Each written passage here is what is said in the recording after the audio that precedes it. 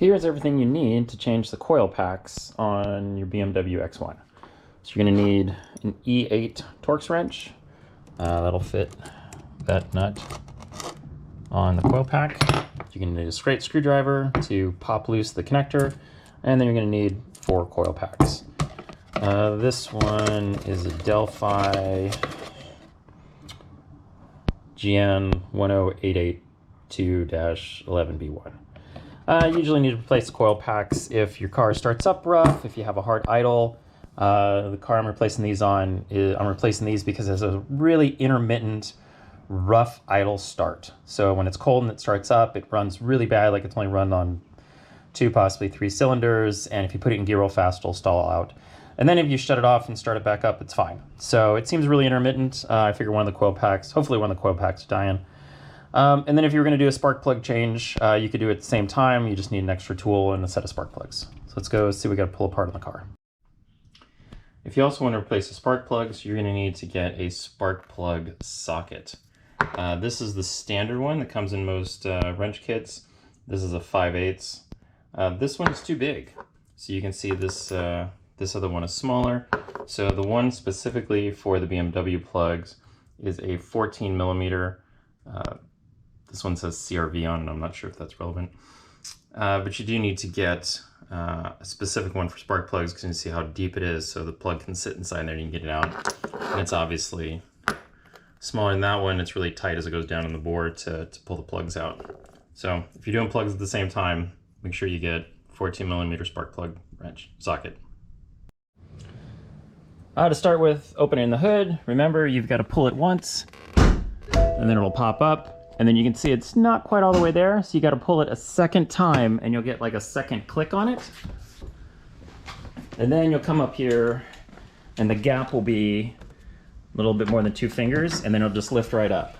If for some reason you grab the hood and you can't lift it up, it's because you got to pull it a second time. So don't get stuck battling with the hood. All right, first thing you need to do is pull this noise cover off. Just pull it up here. There's 2 clips in the back. Pop it there, pop it there, and just lift it out, and that's it. Then the coil packs you're after are that one, this one, and this one. This is just some insulation around the high pressure fuel pump, so you can just lift that off of there. So here's what it takes to get the connectors off. So to get the connector off, there's this white tab. You have to pop it up. So get it to come up all the way. Pop up to about there, and then you're going to need to squeeze the connector this way, push down on it to get it to clear the tab it's on, and then pull it up. You may need to get a screwdriver underneath it. This one, see if I can hold this in place.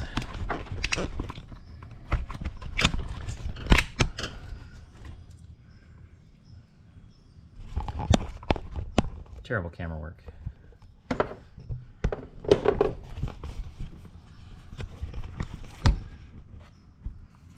Let's see. So again, push down, push in, get a screwdriver under here. Sometimes it helps to just pop it up from the bottom while you're squeezing and it slides off. So as you're looking at it closer, so you gotta push this tab's gotta come up, then you have to squeeze it this way, and that's got a little, let's see if we can see in there. Yeah, you can see in there as you squeeze it, it pulls up that tab in there a little bit to release it, and then you slide it off. And then you gotta do that for all 4 of those. And then to remove the actual pack itself, just get your E8 in there, undo this. It's just the one single bolt.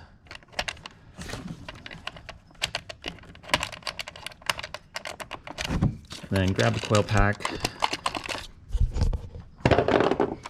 wiggle it back and forth, and it pops right off. And then you just pull it out like that, and then swap with your new one.